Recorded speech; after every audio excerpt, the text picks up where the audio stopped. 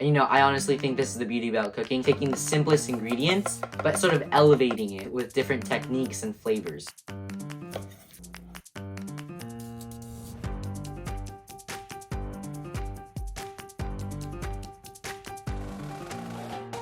Alright, so the caviar is here. Alright, so we have our caviar and Wagyu from Imperia Caviar. Only the best caviar in the world. So I use a Kaluga hybrid reserve. I just find that it has a nice, wonderful balance between that fishy and sort of buttery notes from the caviar, and as well as the Japanese A5 Wagyu steak. That's our shipment from Imperia. So our first dish is the Fennel Salad dish. We're gonna start by slicing our beetroot. And essentially what we do here now is we'll julienne them. We'll just cut them into the perfect little cubes.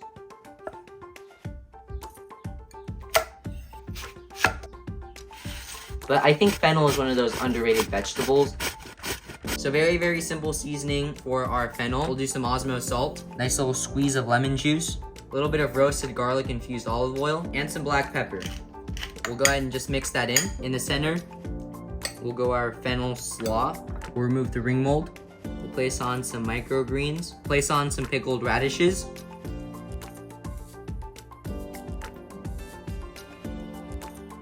So for our fennel and leek puree, I'll go ahead and chop the tops off the fennel. And ideally we just want this part, but we will save this for some stock.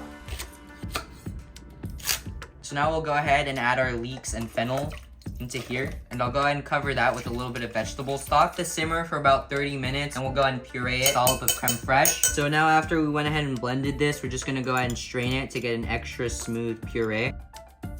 And so for this dish, we're gonna be using this amazing wild-caught king crab leg. We're gonna steam it for about 5 minutes or so just to warm it up. I'll pop that knuckle out. Cut the shell. The entire crab leg just stays intact like so. So our plating for this is very simple. We'll go in with some of that fennel puree. We'll lay over our beautiful piece of king crab. Imperia Kaluga Hybrid Reserve Caviar.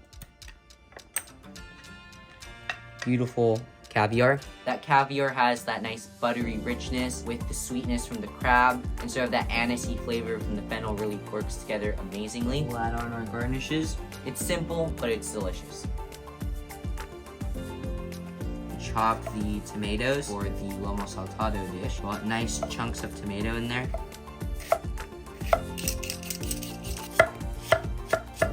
Go ahead and fry our fries.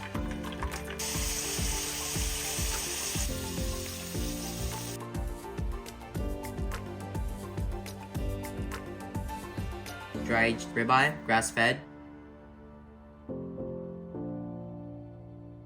Go in with some avocado oil. We'll add our beef. Go ahead and add in some minced garlic and some ají amarillo, some Osmo salt, and tomatoes. Add in my onions. I'm gonna season with some cumin. Now I'll go ahead and add in some of my french fries, soy sauce, and some red wine vinegar. We'll sprinkle on some herbs. So for our Seabream dish, this is a wild-caught New Zealand Seabream. I'll start by removing all the fins. Descale the fish. Caught on the waters of New Zealand and is shipped fresh every day. We fillet it.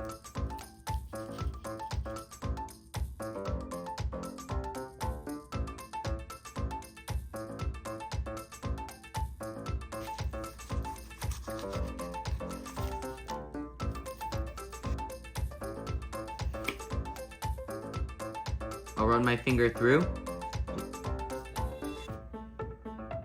And we'll pull the fish bones out.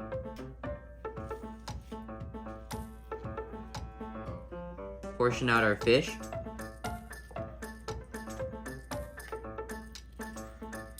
So for our parsnip puree, I'll just go ahead and peel the parsnip. Go ahead and cut these into planks.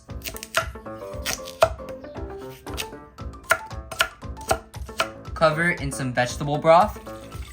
We'll simmer it. And so these are fork tender, so these are gonna be blended and then sifted to get that smooth puree. We keep the skin on. We season it with salt and lemon zest. We let that sort of cure for about 15 minutes. We lay it skin side down in a pan. We wait for that skin to get sort of nice and crispy, where we go ahead and flip it, and we're only lightly cooking it, so it's gonna have that nice flakiness.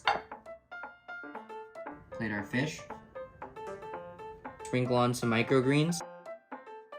So here we have a nice USDA prime ribeye roast. What we'll go ahead and do is we'll dry age it. As you can see, we have a pretty nice cap here. Okay, so here we have a Umai Dry bag. This is a special membrane that lets moisture escape without letting any bad bacteria in. This essentially lets us dry age at home. Take our beautiful prime grade ribeye roast.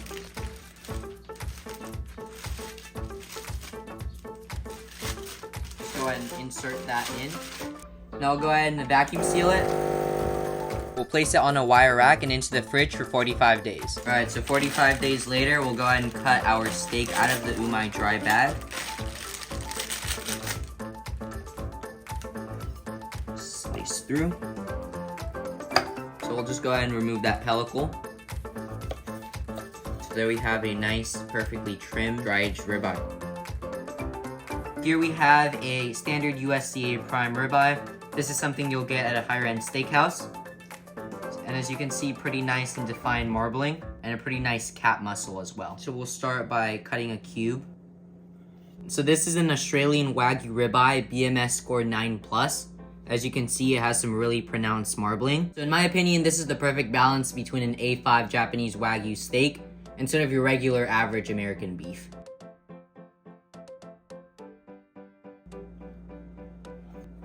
So we have our A5 Kagoshima Wagyu ribeye. And along with the Japanese Wagyu, we always have that certificate of authenticity. This has some incredible sort of snowflake-like marbling. We'll cut it.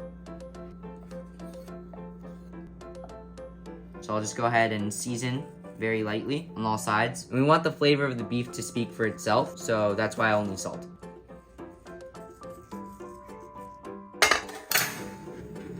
In a very large pan, we'll go ahead and render out some beef fat. This will just help oil up our pan. Add our beef in. Dry-aged ribeye, Australian Wagyu, the A5 Wagyu. You can see that sear is starting to develop.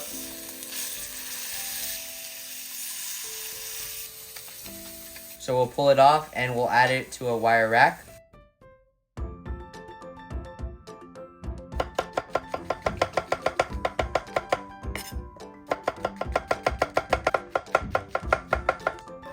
We'll season that with a little bit of Osmo Spanish rosemary salt, crack in some black pepper.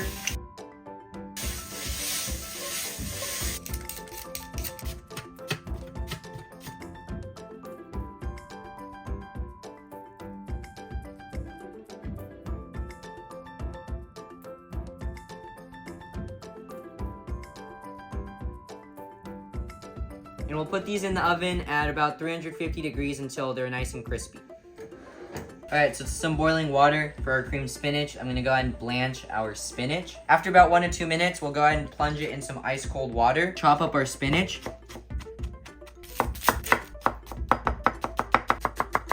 Tiny knob of butter, some shallots, and we'll let those shallots sort of cook off for a minute or two. We'll add some heavy cream, black pepper. We'll season it with some Osmo Spanish rosemary salt. We'll grate in some fresh nutmeg. We'll go ahead and grate in some fresh Parmigiano Reggiano. We'll go ahead and add in our spinach.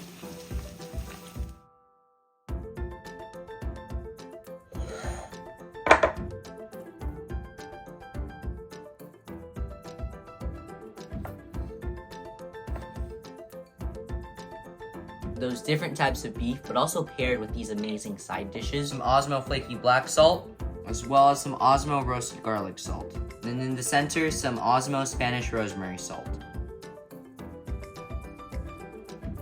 Alright, so here we have some hibiscus leaves, and you already start to see the water starting to turn sort of red.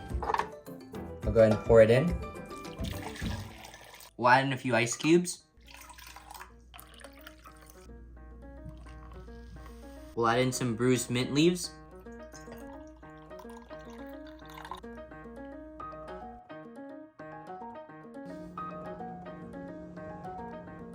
We got a whole wild caught octopus here. What I start by doing is sort of removing the eyes. Go ahead and push out that beak. I'll go ahead and place the octopus in. Now we're gonna go ahead and add in a little bit of water. And you wanna use a coarse sea salt. You're just gonna go ahead and massage that in. It's gonna help clean the octopus and also tenderize it at the same time. So I'm gonna start by squeezing some lemons, a little bit of white cooking wine, peppercorns, Osmo Salt. We'll add in a couple bay leaves. Now we rinsed off all the salt from our octopus. I will slowly dip it in. And this helps get those really nice curls that you see right here. And we'll let this simmer for about 45 minutes, just so it'll help tenderize that octopus. Okay, so now our octopus is pretty tender. You know, we cut each tentacle. Go ahead and add some paprika, that extra virgin olive oil on the grill with acacia wood charcoal, which is some of the hottest charcoal and also adds a great smoky flavor. And then what we do is halfway through grilling, we go ahead and brush it with a paprika infused olive oil. And so we go ahead and brush it on, adds a depth of flavor. And it goes back to that old saying, you know, people not only eat with their mouth, but people also eat with their eyes. You want to make sure your plate is beautifully presented and sort of nicely plated. We'll go ahead and whip that heavy cream until we get a nice soft peaks. I'll go ahead and add some sweetened condensed milk. So here we have some whole vanilla beans from Madagascar.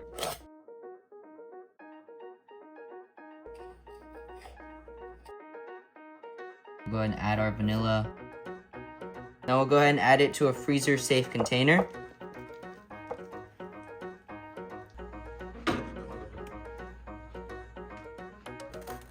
And so here we have our beautiful homemade ice cream. We'll use this for the chocolate molten lava cake dessert. Cut some bittersweet chocolate.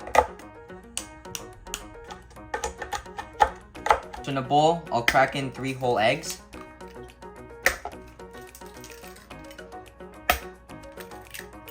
So we're gonna whisk these eggs up. Into that, I'll add half a cup of white sugar.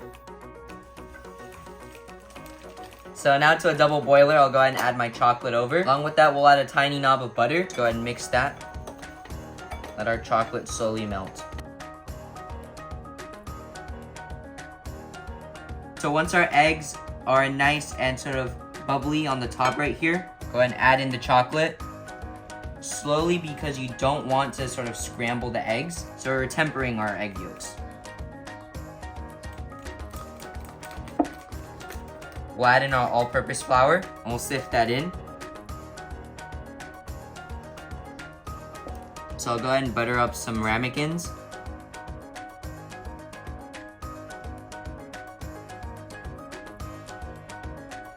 And so I've always been a firm believer that a good meal is never complete without a drink and a dessert. So obviously dessert, in my opinion, will either make or break a whole meal or experience. So I had to go with a chocolate molten lava cake.